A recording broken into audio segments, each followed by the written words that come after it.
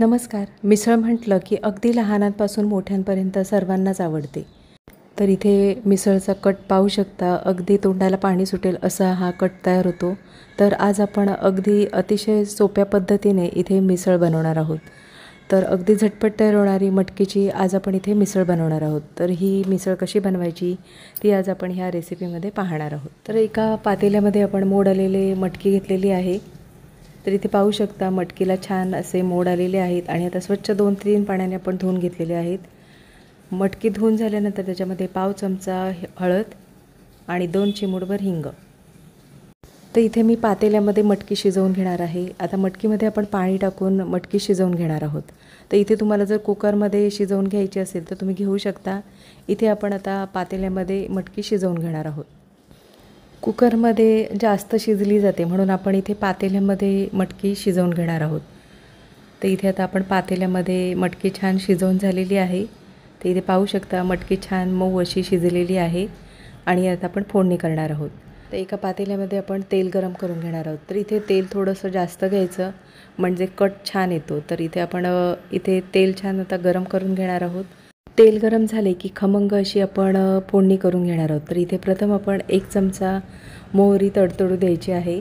मोहरी तडतडली की अर्धा चमचा आपण जिरे तडतडल्यानंतर आपण बारीक चिरलेला एक मोठा कांदा छान लालसर होईपर्यंत आपण परतवून घेणार आहोत आणि 7 ते 8 कढीपत्त्याची पानं. आता आपण गॅसची फ्लेम स्लो ठेवून आपण कांद्याचा रंग बदलेपर्यंत आपण कांदा परतवून घेणार आहोत. तर इथे कांदा परतवून झाल्यानंतर एक मोठा टोमॅटो बारीक चिरलेला कांद्यामध्ये परतवून घेणार आहोत. तर अगदी कांदा आणि टोमॅटो छान एकजीव होईपर्यंत आपण परतवून घेणार आहोत. एकदा अशा पद्धतीने मिसळ करून बघा. अगदी झटपट तयार होते. अगदी 10 ते 15 मिनटामध्ये ही मिसळ तयार होते. तर इथे आपण 1 चमचा आलं लसूण पेस्ट आपण आता कांदा आणि टोमॅटोमध्ये मिक्स करून घेणार आहोत.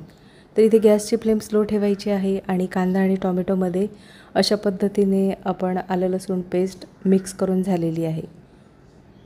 तर अगदी 1 मिनिटभर आपण आलं लसूण पेस्ट कांदा आणि टोमॅटोमध्ये परतवून घेणार आहोत म्हणजे त्याचा जो कच्चेपणा असतो तो नाहीसा होतो. तर इथे आता आलं लसूण पेस्ट आपण कांदा आणि टोमॅटोमध्ये मिक्स करून झालेली आहे. आता आपण मसाल्यांचा वापर करणार आहोत. पाव चमचा इथे हिंगाचा वापर केलेला आहे. 1 चमचा गरम मसाला, 2 चमचे कांदा लसूण मसाला.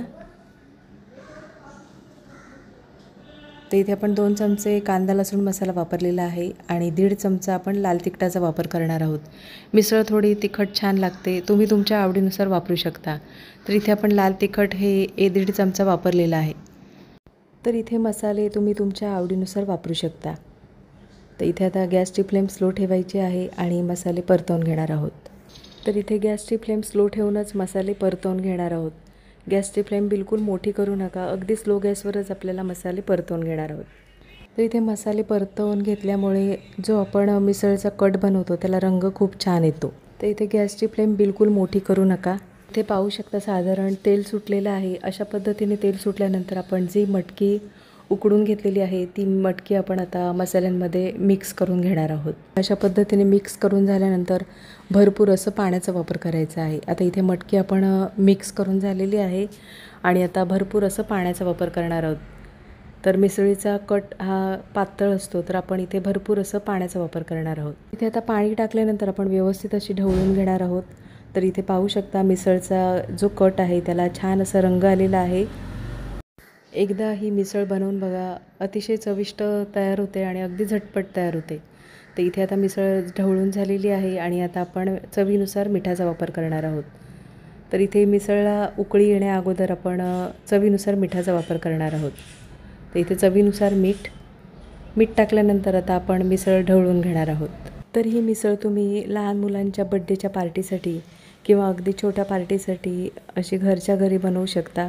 अतिशय चविष्ट अशी ही मिसळ तयार होते. नक्की रेसिपी बनवून बघा. मिसळला उकळी आल्यानंतर अगदी गॅसची फ्लेम स्लो ठेवून आपण 2 मिनिट अशा पद्धतीने उकळू द्यायची म्हणजे मसाल्यांचा छान असा स्वाद येतो.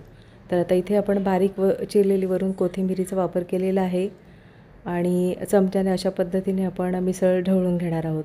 तर इथे मटकीची मिसळ तयार झालेली आहे आणि आता 2 मिनिट झालेली आहेत आणि गॅस बंद करायचा आहे. तर इथे मटकीची मिसळ छान तयार झालेली आहे. तर आता आपण एका डिशमध्ये काढून घेणार आहोत. तर आता इथे बारीक चिरलेली वरून कोथिंबीरीचा वापर करायचा आहे आणि मिसळ आपण आता एका डिशमध्ये काढून घेणार आहोत. तर एकदा अशा पद्धतीने ही मिसळ बनवून बघा आणि कमेंटमध्ये मला नक्कीच सांगा. आजची रेसिपी आवडली असेल आणि चॅनलवर नवीन असलं तर चॅनलला सबस्क्राईब करा आणि व्हिडिओ आवडला असेल तर लाईक शेअर करा. पुन्हा भेटू अशाच चमचमीत नवीन रेसिपीमध्ये.